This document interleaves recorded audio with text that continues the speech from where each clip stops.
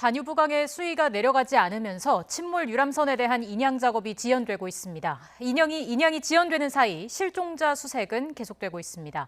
지금까지 유람선 침몰로 인한 한국인 공식 사망자는 18명, 실종자는 8명입니다. 헝가리 현지 이전영 리포터 연결해서 선체 인양 준비와 실종자 수색 상황 알아보겠습니다. 나와 계십니까? 네, 안녕하세요. 이전영입니다. 네, 오늘도 연결 고맙습니다. 현재 언론에서 침몰 유람선 인양이나 사고 원인 등에 대해 새롭게 보도한 내용이 있습니까? 네, 현지 뉴스에 따르면 계속적인 수색 작업과 인양 준비 작업이 이루어지고 있고 네. 여전히 매우 빠른 유속으로 인해서 위험한 상황들이 이어지고 있다고 보도했습니다. 그리고 오늘 오전 뉴스에는 아직 인양선인 아담 크루조가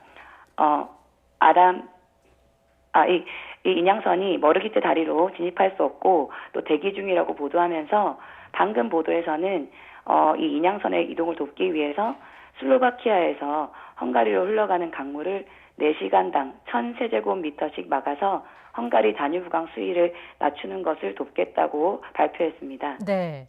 역시나 선체 인양은 강물 수위가 낮아지는 것이 관건인데요. 예. 이번 주 일요일인 9일에 클라크 아다모가 사고 지점으로 움직일 수 있을 것으로 기대한다고 현지 언론도 보도하고 있습니다. 네.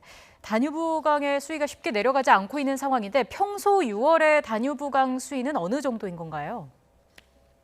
네, 평소 6월의 다뉴브강 수위는 평균 3.5m 정도 되는데요. 네. 지난 사고 당일 이후에 수위가 9m를 육박했었고 현재 수위가 많이 내려갔어도 4m 중반인 것으로 볼 때 역시 올해가 예년에 비해서는 수위가 확실히 높은 것을 볼 수 있습니다. 예. 이는 5월 강우량이 100년 만에 최고치를 기록할 정도로 연일 계속된 비가 근본 원인이겠고요.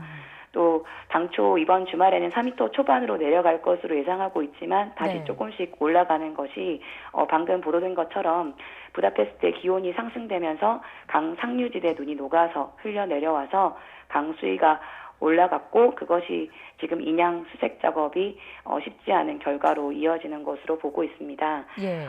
작년 이맘때의 기록들을 좀 찾아봤는데요. 지난해 5월 29일에 월중 기온이 최고치를 기록했었는데 그 당시에도 두나강 수위가 높아지고 강물이 범람한 기록이 있었습니다. 지금 다뉴브강에서는 희생자 수습과 인양 준비 작업이 이루어지고 있는 상황인데 이런 상황에서 다뉴브강에서는 유람선들이 계속 운영이 되고 있습니까? 네.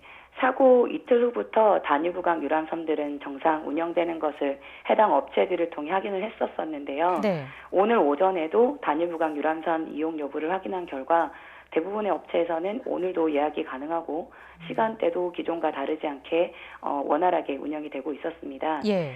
헝가리 관광협회 부회장 커넬 유디 씨는 현지 뉴스에서 사고 이후에 다뉴브강 유람선 이용에 있어서 아시아 관광객들의 예약 취소가 급증했고 그래서 지난주 사고 직후에 며칠 사이에는 예약 취소가 굉장히 많았는데 또 지난 주말에는 전체 유람선 티켓팅 수는 크게 줄지 않았다고 얘기했습니다. 네.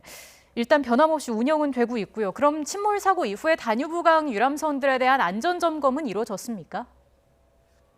사고 이후에 유람선 탑승객들의 말을 빌어보면 네. 비상시 대응법 등이나 안전에 대한 안내는 아직까지 철저하게 이루어지는 것을 볼 수 없었다고 하고요. 승객들도 비상시 대처법이 어떠한지 이렇게 물어보는 분위기가 아니라고 합니다. 네. 또 구명조끼도 역시나 위치 확인에 있어서 꽤 시간이 많이 걸린다고 합니다.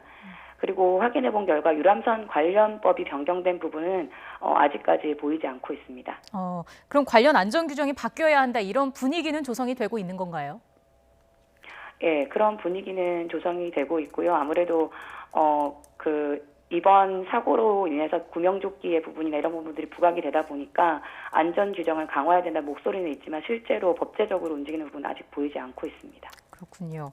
자, 일각에서는 지금 헝가리의 열악한 노동 환경이 이번 유람선 침몰 사고를 일으키는 원인 중 하나다 이렇게 얘기를 하고 있습니다.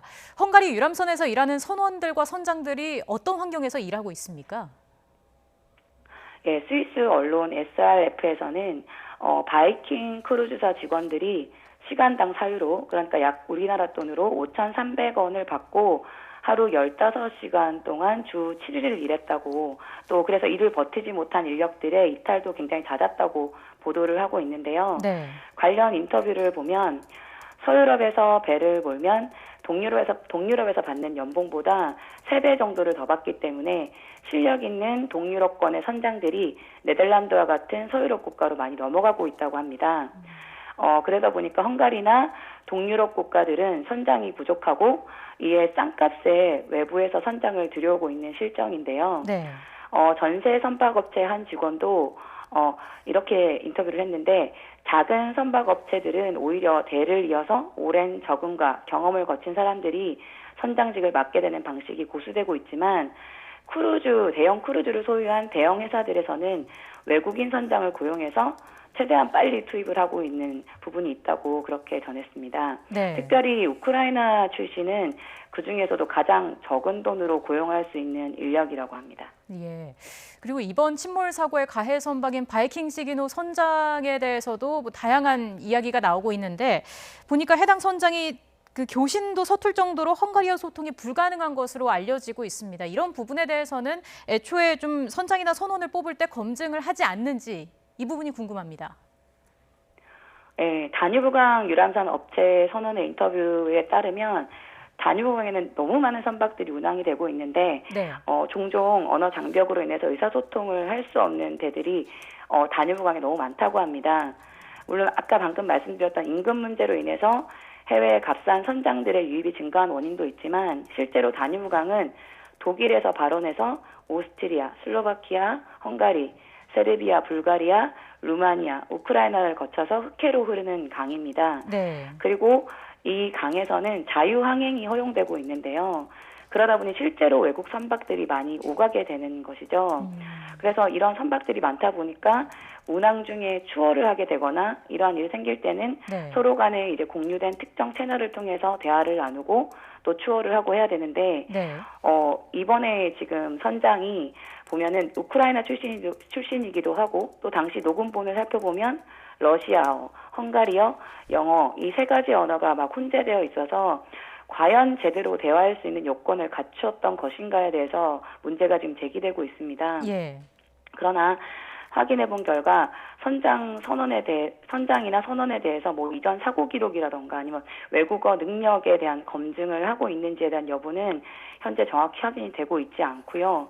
그러나 이번 사고로 운항 지침에 대한 부분이 문제로 제기되고 있고, 그다음에 선박 업계에서도 많은 목소리가 이어지는 만큼 다뉴브강 선박 운항에 대한 규정 강화의 필요성은 불가피할 것으로 보여집니다. 네. 자, 그리고 현재 언론에 따르면 헝가리 유람선 침몰 사고를 낸 바이킹 시기노가 상업 운항을 계속하고 있는 것으로 알려지고 있는데, 이런 부분에 대해서는 뭐 아무런 조치 없이 바이킹 시기노가 운항을 하는 것에 대해서는 어떤 목소리가 나오고 있습니까? 예, 저도 오늘 오전에 바이킹 시기노가 여전히 운행되고 있는 것을 확인을 해봤는데요. 네.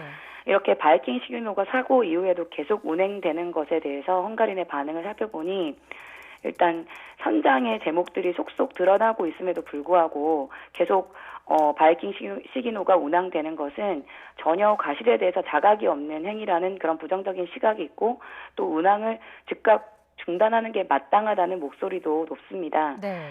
그러나 또 일각에서는 배의 기술적인 부분도 물론 체크해야 하지만, 이번 사건은 선장의 과실에 포커스를 둬야 하고, 선박 운행에 관해서는 이미 헝가리 경찰이 크루즈에 대해 조사를 했고, 또 사고 크루즈선 회사도 수사 협조를 하기로 한 상태이기 때문에 크루즈선 운항 자체를 막을 수는 없지 않겠냐는 시각도 있습니다. 네. 또 탑승 예약이 몇 개월 전부터 되어 있는 것도 있다 보니 운항 중단은 아무래도 어렵지 않냐는 그런 현실적인 의견들도 있었습니다. 예. 자, 마지막으로요. 크레인 인양이 안 될 경우에 플랜 B로 플로팅 도크를 거론하고 있는데, 현지에서는 이 플로팅 도크 가능성을 어느 정도로 보고 있습니까? 네. 현지 언론에서는 제가 본 바로는 전문가들의 의견을 따르면 네. 여러 가지 플로팅 도크 외에도 풍선으로 배를 띄운다던가 아니면 인공댐을 이제 통해서 배를 이제 인양을 해본다던가 이런 여러 가지 이제 의견들과 그리고 거기에 대한 어려움들에 대해서 분석하는 전문가들의 그런 언론 보도들이 이어졌는데요. 전체적인 시각에서는 좀 현실적으로 어려운 점들이 있다는 부분들을 좀 부각시켜서 얘기하는 부분들이 있는 것 같았고, 네. 그리고 플로팅 도크도 그렇지만 이제 가장 현실적으로 유력한 방법이라는 의견으로는 이제 결론이 모아지는 것을 볼 수 있었습니다. 네, 알겠습니다. 지금까지 헝가리 현지에서 YTN 이전영 리포터였습니다. 오늘도 고맙습니다.